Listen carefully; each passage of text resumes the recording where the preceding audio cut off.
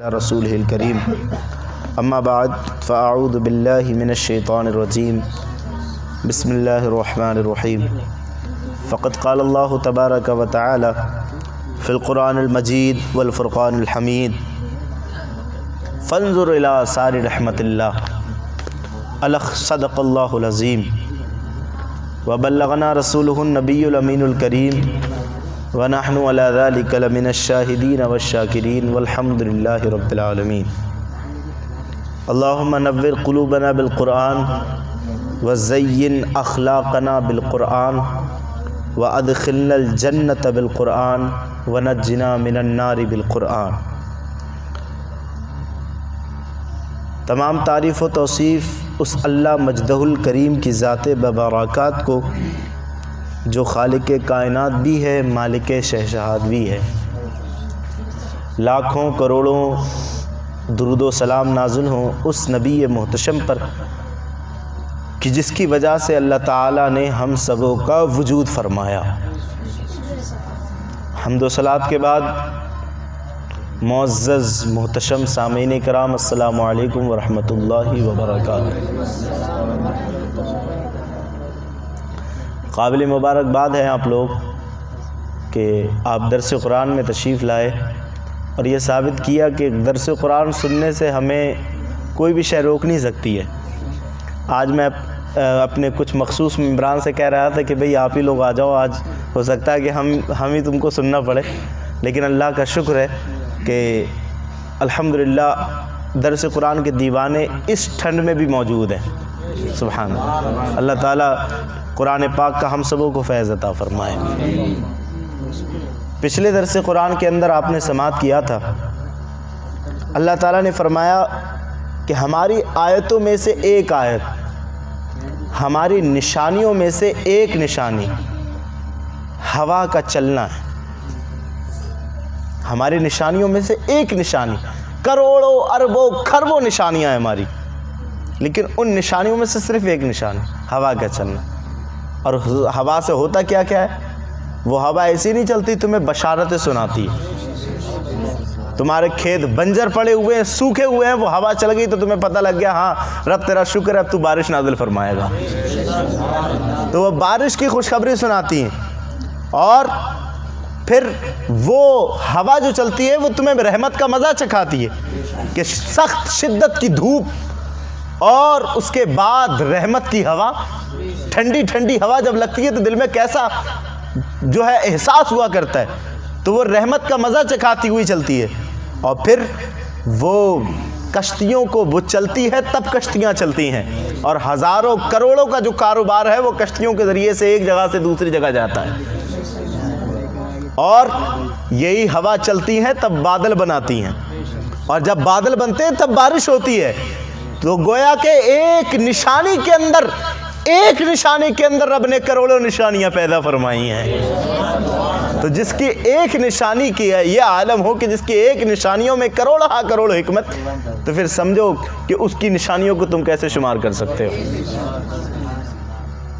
اب فرمایا اللہ تعالیٰ نے اس درس قرآن میں، اللہ تعالیٰ فرماتا ہے فانظر الی آثار رحمت اللہ، تو اللہ کی رحمت کا اثر دیکھو، اللہ کی رحمت کا اثر دیکھو۔ رحمت سے مراد بارش، جو اللہ بارش بھیجتا نا ہواؤں کے ذریعے سے۔ ہوائیں جب بادل بناتی ہیں، اور بادل جب بنتے ہیں تو کبھی وہ ٹکڑے ٹکڑے ہوتے ہیں، کبھی وہ اکٹھے رہتے ہیں، اور بارش ہوتی ہے ان سے۔ تو اللہ فرماتا ہے دیکھو ہماری رحمت کو، ہماری رحمت کے اثر کو دیکھو، یعنی بارش کے اثرات کو دیکھو، کہ جو بارش ہونے سے جو اثرات زمین پر مرتب ہوتے ہیں ان کو دیکھو، کہ بارش زمین کو سیراب کرتی ہے۔ بنجر پڑی ہوئی زمین، اسے بارش سیراب کیا کرتی ہے، اور پھر جب زمین سیراب ہوتی ہے تو اس سے سبزے نکلا کرتے ہیں۔ اب یہ سب کچھ جو ہو رہا ہے وہ کس کی وجہ سے؟ اس ہوا کی وجہ سے، یعنی وہ ایک نشانی کی وجہ سے۔ ہوا نے بادل پیدا کیے، بادل نے بارش بھیجی، اور بارش نے زمین کو سیراب کیا، اور پھر زمین نے سبزے اگائے، زمین نے سبزے اگائے، اور سبزوں سے پھل پیدا ہوئے، اور پھر ان پھلوں میں غذائیت رکھی، کھانے کی صلاحیت رکھی، کہ ان پھلوں کو ہم کھا سکیں. کسی میں مٹھاس رکھی تو پھر کسی میں کھٹاس رکھی، یعنی طرح طرح کے ذائقے رکھے، طرح طرح کے مزے رکھے. کس سے؟ صرف ایک پانی سے. پانی سے. وہ میٹھا بھی ہوتا ہے کبھی، کبھی پانی سے پھل کھٹا بھی ہوتا ہے. حالانکہ ایک چیز سے یا تو کھٹا اور میٹھا ہونا یہ ایک دوسرے کی ضد ہے. جس چیز سے کھٹا ہوگا اس سے میٹھا نہیں ہو سکتا، اور جس سے میٹھا ہوگا اس سے کھٹا نہیں ہو سکتا. لیکن رب کی قدرت دیکھو کہ وہ اپنے پانی سے کھٹا بھی کر دیتا ہے اور کسی شے کو میٹھا بھی کر دیتا ہے. یہ تمہارے رب کی قدرت ہے. تو فرمایا رب کی رحمت کی نشانی دیکھو، اس کا اثر دیکھو کہ جب وہ بارش پڑتی ہے تو پھر جو ہے زمینوں کو سیراب کرتی ہے، اور وہ زمینی سبزہ اگاتی ہیں، اور وہ سبزے پھل کی صورت اختیار کرتے ہیں. پھر ان میں غذائیت پیدا ہوتی ہے، اور وہ جتنے بھی جاندار ہیں ان کے جسموں کو قوی کرنے کے لیے، طاقت کرنے کے لیے مفید ثابت ہوا کرتی ہیں. اگر اللہ ہوا نہ بھیجتا، اس سے بادل نہ بنتے، اس سے بارش نہ ہوتی، وہ بارش زمینوں کو سیراب نہیں کرتی، وہ زمین سبزے نہ اگاتی، اور پھر سبزوں اگر اگا بھی لیتی تو اس میں غذائیت نہ ہوتی، یعنی کھانے پینے کی صلاحیت نہ ہوتی، بتاؤ انسان زندہ کیسے رہتا؟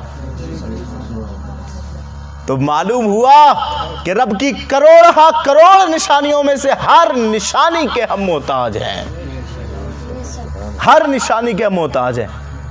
تو پھر فرمائے یہ دیکھو ہماری رحمت کا اثر کہ ہم نے جب بارش بھیجی تو زمین سیراب ہوئی، زمین نے سبزے نکالے، اور پھر سبزوں سے پھل نکلے، ان میں غذائیت پیدا ہوئی، اور پھر وہ جاندار جتنے بھی ہیں، چاہے وہ انسان ہو یا جانور ہو یا بہائم ہو یا طیور ہو، سب کے سب اس زمین سے اگنے والی سبزی سے یا پھر گھاس کے ذریعے سے یا پھر جو ہے دانوں کے ذریعے سے سب کھا کر کے اپنے جسموں کو موٹا کیا کرتے ہیں، اپنے جسموں کو سیراب کیا کرتے ہیں، اپنے جسموں میں قوت پیدا کرتے ہیں. تو یہ ہے ہماری رحمت کی نشانی. ہم نے ایک بارش بھیج کر کے تمہاری زندگی چلائی ہوئی ہے. تو پھر فرمایا اور پھر اس کی رحمت کی نشانیوں میں سے نشانی یہ بھی ہے کہ پھر جو سبزہ اگایا گیا، اب وہ سبزہ آپ نے کھایا بھی، وہ پھل آپ نے کھایا بھی، لیکن رب تعالیٰ اس پھل کے اندر یہ قدرت بھی پیدا کرتا ہے کہ وہ پھل کھانے کے باوجود اس میں جو گٹھلیاں باقی رہ جائیں ان کو آپ بو دو تو پھر وہ پھر سے پھل بن جاتی ہیں. وہ سبزے جو اگائے گئے انہیں آپ نے کھا لیا، اس کے بعد ان گٹھلیوں کو آپ نے بو دیا تو پھر وہی صورت بن کے آ گئی. تو یہ بھی رب کی قدرت کی نشانی ہے. تو پھر فرمایا کہ جب رب تعالیٰ کی یہ رحمت ہے تو پھر دیکھو کیف یحیی الارض بعد موتها، اللہ تعالیٰ کیسے زمین کو مردہ ہونے کے باوجود، مر گئی تھی زمین، بنجر پڑی تھی، کیسے اللہ زمین کو پانی کے ذریعے سے سیراب کیا کرتا ہے. کیف یحیی الارض بعد موتها، اس کے مرنے کے بعد اللہ تعالیٰ کیسے زمین کو زندہ کرتا ہے، یعنی میدان خشک ہونے کے بعد کیسے ان میں سبزے پیدا کرتا ہے. تو پھر فرمایا سوچو اللہ نے جب بنجر زمین کو پانی کے ذریعے سے سیراب کر کے مردہ ہونے کے باوجود زندہ کر دیا، تو پھر کیا تم مرنے کے بعد زندہ نہیں ہوگے؟ جس طرح بنجر زمین کہ جس سے آس اٹھا لی تھی تم نے، جیسے پھر سے درس قرآن میں نے بیان کیا تھا کہ لوگ مایوس ہو چکے تھے کہ اب تو بارش نہیں ہونے کی، اب تو ہماری زمین سے سبزہ نہیں اگنے کا، لیکن اللہ نے ایک بارش سے زمین کو سیراب کیا اور اس زمین سے سبزے ہو گئے. تو کیا یہ نہیں سوچتے کہ تم مر کر کے تمہارا حساب ختم ہوگا؟ تمہارے جسم کی ہڈیاں بھی اگر گل جائیں، سڑ جائیں، ریزہ ریزہ بن جائیں، اللہ تعالیٰ جس طرح بنجر زمین کو سیراب کرنے پر قادر ہے، اس طرح تمہاری ہڈیاں جوڑ کر تمہیں دوبارہ انسان بنانے پر بھی قادر ہے. تو ہر کام کرتے وقت سوچو صاحبو کہ میں جو کر رہا ہوں میں مر کر بھی حساب دوں گا. یہ تو میری تھوڑی سی زندگی ہے، 50 साल 60 साल 70 साल, लेकिन कब्र में एक लंबी जिंदगी गुजारना है और हश्र में ना खत्म होने वाली जिंदगी गुजारना है जो कभी खत्म नहीं होगी। तो फिर मैं यहाँ ऐसे काम क्यों करूं कि मुझे उस तवील रहने वाली जिंदगी में और उस ना खत्म होने वाली जिंदगी में जाकर के हिसाब देना हो। तो कहा मेरी निशानियों से नसीहत पकड़ो। हम जिस तरह बंजर ज़मीन को सैराब कर सकते हैं, इस तरह हम तुम्हें मरने के बाद तुम्हारी हड्डियां हड्डियां रेज़ा हो जाएंगी, हम उनको भी जिंदा करने पर कादिर हैं। और फरमाया ये ना सोचना कि रब किसी चीज़ से आजिज़ है, ये ना सोचना कि रब कुछ नहीं कर सकता। वाहुवा अला कुल्ली शैइन कदीर, वो सब कुछ कर सकता है, वो हर शय हर मुमकिन शय करने पर कादिर है। वाहुवा अला कुल्ली शैइन कदीर, वो सब कुछ कर सकता है। वो नामुमकिन शय जो हमारे लिए नामुमकिन हो वो उसके लिए मुमकिन है, उसके लिए कोई शय मुमकिन नहीं है, नामुमकिन नहीं है। वहुवा अला कुल्ली शैइन कदीर, और वो सब कुछ कर सकता है। आगे फरमाया, पिछले दरस कुरान के अंदर मैंने बताया था कि जब बारिश आती है तो लोग रहमत से बिल्कुल जो है नाउम्मीद हो चुके होते हैं कि अब तो हमारी ज़मीनें सैराब नहीं हो सकती, अब तो बारिश नहीं हो सकती, ना मायूस हो जाते हैं लोग। लेकिन अल्लाह बारिश भेजता है, फिर ज़मीनें सैराब होती हैं, उनसे सब्ज़े निकलते हैं, वो हरे भरे होते हैं, काटने के लायक होते हैं, लोग उससे फ़ायदा उठाते हैं। लेकिन कभी कभी ऐसा होता है कि लोगों के गुनाहों के सबब, उनके बदआमालियों के सबब हम क्या करते हैं, वला इन अरसलना रीहा, और अगर हम कोई हवा भेजें, कैसी हवा भेजें कि जो खेती के लिए या फिर जो सब्जे उगे हैं उन सब्जों के लिए नुकसानदेह साबित हो, तूफान की शक्ल में, आंधियों की शक्ल में। ये भी तो हवा होती है ना, खूब तेज हवा आई, तूफान आ गया, जितने सब्जे उगे थे सब टेढ़े पड़ गए, सब झुक गए, सब गिर गए, आंधियों की शक्ल में, या फिर ज्यादा बारिश कर दे तो फराअहु मुस्फर्रा, जिससे वो खेती को जर्द देखें, पीला देखें, यानी नुकसान हो जाए खेती में। खेती में सब्जा उगने के बावजूद, हरा भरा होने के बावजूद फिर वो पीली पड़ जाए, तो फिर लोगों का तरीका क्या होता है?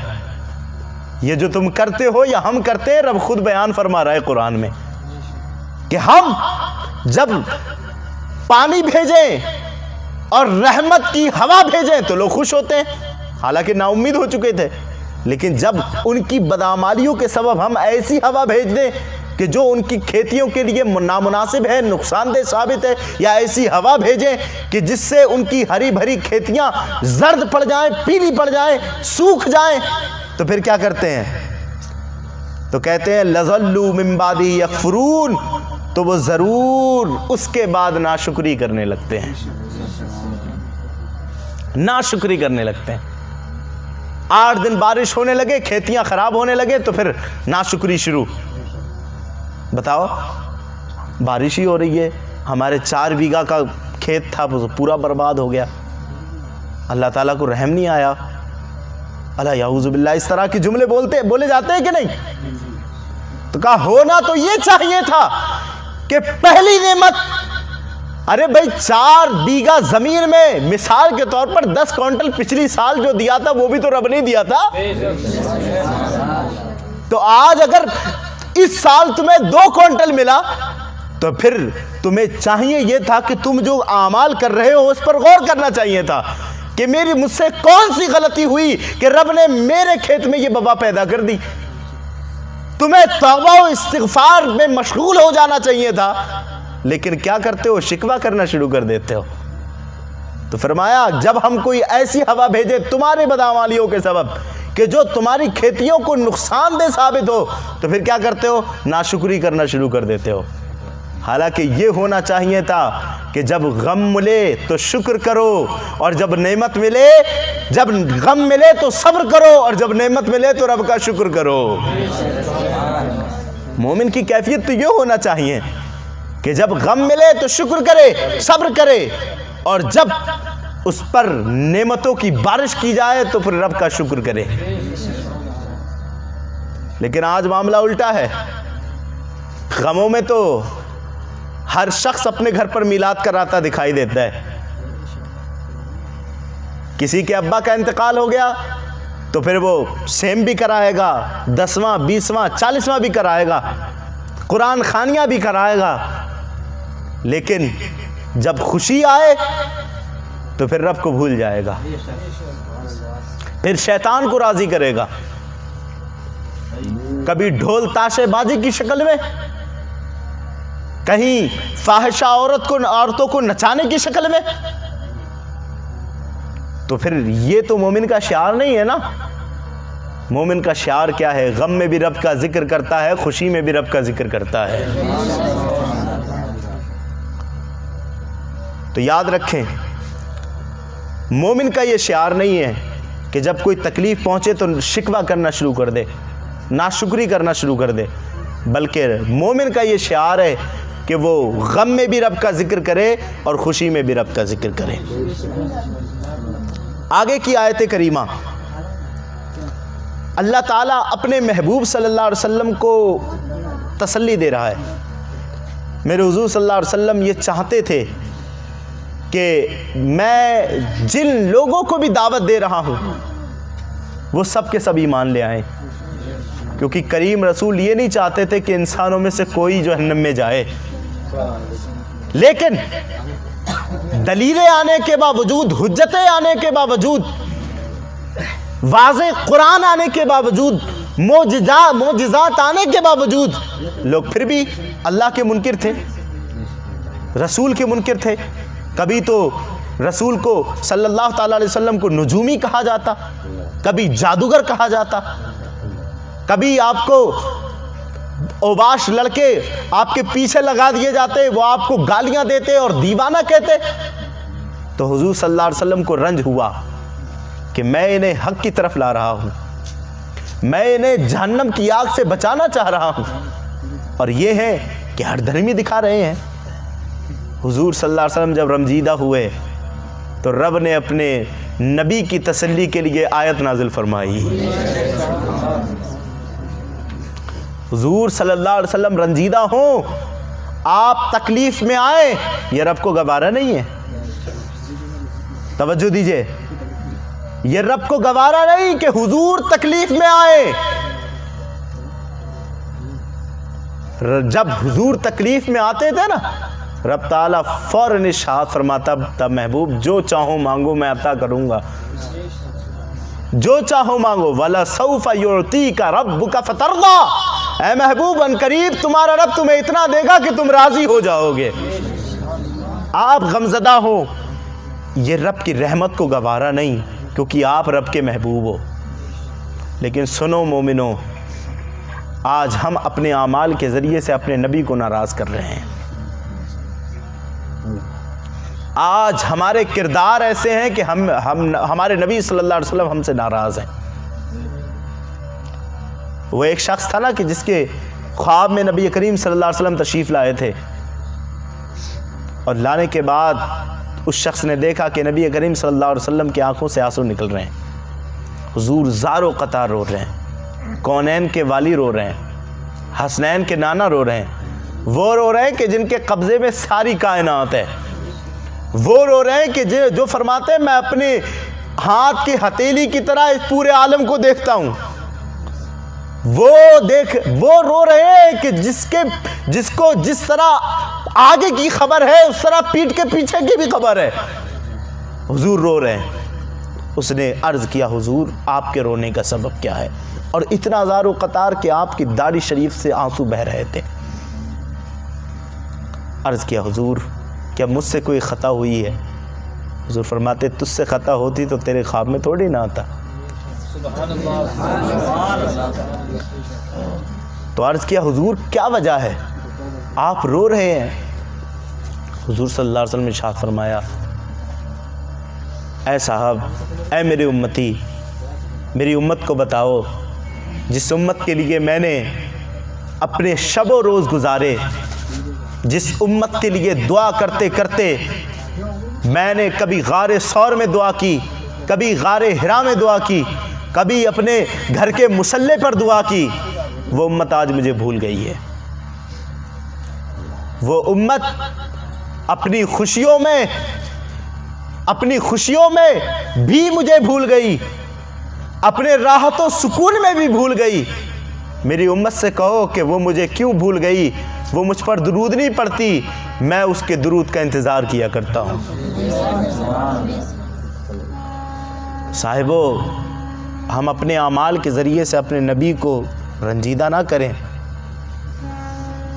ہمارے ہر فعل سے حضور صلی اللہ علیہ وسلم واقف ہے۔ جب امتی کوئی اچھا کام کرتا ہے نا تو نبی خوش ہوتے ہیں، اور جب امتی برا کام کرتا ہے تو نبی صلی اللہ علیہ وسلم کے دل پر تکلیف ہوتی ہے۔ تو دیکھیں، حضور رنجیدہ ہوئے تو اللہ کو یہ گوارا نہیں ہوا کہ میرا محبوب رنجیدہ ہو۔ اللہ نے تسکین کے لیے فوراً نازل فرمائی آیت کہ آپ کا کام تھا بتانا، آپ نے بتایا، آپ کا کام تھا سنانا، آپ نے سنایا، اور پھر بھی ایمان نہیں لا رہے، تو پھر فرمایا محبوب فَإِنَّكَ لَا تُسْمِعُ الْمَوْتَى، تم مرے ہوئے کو نہیں سنا سکتے۔ کیا فرمایا؟ فَإِنَّكَ لَا تُسْمِعُ الْمَوْتَى، اے محبوب آپ مردوں کو نہیں سنا سکتے جن کے دل ایمان کی روشنی سے مردہ ہو چکے ہیں۔ قرآن نے انہیں زندہ ہونے کے باوجود بھی مردہ کہا ہے، مردہ، زندہ ہونے کے باوجود بھی انہیں مردہ کہا ہے کہ محبوب ان کے دل مر چکے ہیں ایمان کی روشنی سے، اب اگر آپ ان کو کتنی بھی آیتیں کیوں نہ سنا دیں، آپ انہیں جتنا بھی سنائیں گے ان کے دل مردہ ہو چکے ہیں، گویا کہ یہ سن ہی نہیں رہے ہیں۔ فرمایا آپ مردوں کو نہیں سناتے اور نہ بہروں کو پکار سناؤ جب وہ پیٹ پھیر کر بھاگیں، اور فرمایا وما انت بہاد العمی، اور نہ تم اندھوں کو ان کی گمراہی سے راہ پر لا سکتے ہو۔ وہی اندھے جو دیکھتے تو ہیں ظاہراً لیکن ایمان کی روشنی نہیں دیکھ پاتے، وہی بہرے جو ظاہراً سنتے تو ہر بات ہے لیکن قول صحیح سننے کی صلاحیت نہیں رکھتے۔ تو پھر جو حق سننے کے باوجود اسے تسلیم نہ کرے، یہ قرآن بتا رہا ہے کہ وہ زندہ نہیں، وہ مردہ ہے۔ جو حق سننے کے باوجود بھی اس پر عمل نہ کرے، یہ قرآن بتا رہا ہے کہ وہ سن تو رہا ہے لیکن ہمارے نزدیک وہ بہرا ہے۔ جو حقائق دیکھنے کے باوجود ان پر عمل نہ کرے، قرآن فرما رہا ہے کہ تم دیکھو کتنا بھی لیکن ہمارے نزدیک تم اندھے ہو، تو پھر کسے سنا سکتے ہو آپ؟ فرمایا رب نے کہ ان تسمعوا الا من یؤمن بآیاتنا فهم مسلمون، تو تم اسی کو سنا سکتے ہو جو ہماری آیتوں پر ایمان لائے اور اپنی گردنیں جھکا لے، ہماری نشانیوں پر ایمان لے آئے، ہماری نشانیوں کو ایکسپٹ کرے، اور پھر ہمارے اسلام میں داخل ہونے کے بعد عقلوں کے گھوڑے نہ دوڑائے کہ یہ ایسا کیسے ہو سکتا ہے، نہ یہ کیوں ہوگا، بلکہ جو حکم لگے قرآن و حدیث کا اس پر اپنی گردن خم کر دے، ہر حکم کو مانے کہ جب یہ قرآن کا حکم ہے تو میرے عقل چاہے کچھ بھی کہے میں تو قرآن کی مانوں گا۔ ایک ولی تھے نا، ولی، ان کے پاس ان کے موت کے وقت ایک آپ کا نزا کا عالم تھا، موت کا عالم تھا، آپ کی روح قبض ہو رہی تھی، شیطان آیا اور آنے کے بعد کہا تم اللہ کو ایک مانتے ہو، تم مانتے ہو کہ اللہ ایک ہے، معبود ایک ہے، میں اس کی نفی کرتا ہوں، تم دلیل دو کہ اللہ ایک ہے۔ حضرت نے دلیل دی، اس نے دلیل سننے کے بعد فوراً رد کر دی۔ حضرت نے دوسری دلیل دی، اس نے وہ بھی رد کر دی، تیسری، چوتھی، پانچویں، 10ویں، 20ویں، 50ویں، 60ویں، 100ویں، حتیٰ کہ 360 دلیلیں دیں اللہ کے ایک ہونے پر، شیطان نے سب رد کر دیں۔ اب یہ خاموش، جو عقلی دلیلیں تھیں وہ سب پیش کی، 360 दलाइल पेश कर दिए, शैतान ने सब रद्द कर दिए। कहा आप बताओ, तुम्हारा अकीदा तो ये है कि रब एक है, अब तुमने जो दलीलें दी मैंने सब रद्द कर दिया, बताओ। तो फिर दौड़ लगाई पीर की जानिब। पीर ने जवाब दिया, अरे भाई क्या क्यों नहीं देते कि मैं बगैर दलील के रब मानता हूं। तो जब शरीयत की बात आए तो जहां तक अक्ल काम कर रही है करने दो, लेकिन जब अपोजिट जाए अक्ल तो फिर अक्ल को छोड़ो और शरीयत की बात पर अमल करो। तो ये था आज का दर्स कुरान कि अल्लाह रब्बुल इज़्ज़त की एक निशानियों में देखो कितनी करोड़ हिकमतें हैं। ये आज तक जो आप अब जब कभी भी हवा चले ना तो ये गौर करना और फिर शुक्र करना कि ये हवा सिर्फ ऐसे नहीं चल रही, हवाओं के साथ करोड़ों हिकमतें चल रही हैं। और अगर कभी खेतियों में नुकसान हो जाए तो फिर अपने ऊपर मलामत करो कि रब हमसे गुनाह हुए इसलिए हमारे साथ ऐसा हुआ। इस्तिग़फ़ार करो, तौबा करो, ना कि शिकवा करो। शिकवा नहीं करना, तुम्हें शुक्र करना है, तुम्हें सब्र करना है, अपने रब की रज़ा हासिल करना है। और आखिर में ये मालूम हुआ कि हमारी ड्यूटी, ईमान वालों की ड्यूटी जो है वो जिस तरह नबी सल्लल्लाहु अलैहि वसल्लम की अल्लाह रब्बुल इज़्ज़त ने ये ड्यूटी लगाई थी कि महबूब आपने जाकर के दीन का पैगाम पहुंचाना है, दीन पहुंचाना है, लोगों को हक दिखाना है। अब अगर वो ना माने तो फिर वो बहरे हैं, वो गूंगे हैं, वो मुर्दे हैं। तो हमारी भी ये ड्यूटी है। ईमान तो रसूल करीम सल्लल्लाहु अलैहि वसल्लम ने पहुंचा दिया, हमें कुरान नबी करीम सल्लल्लाहु अलैहि वसल्लम ने दे दिया, अब हमें हर शख्स तक इस कुरान का पैगाम पहुंचाना है। अब जो इस पर अमल करता है तो मुबारक हो उसके लिए, और जो इसकी बातों को इग्नोर करता है तो हमारा काम तो सिर्फ पहुंचाना है, हमारा काम सिर्फ पहुंचाना है। तो ये दर्स कुरान जो मैंने आपके सामने बयान किया, अल्लाह ताला की बारगाह में दुआ है कि अल्लाह ताला इस दर्स कुरान को अपनी बारगाह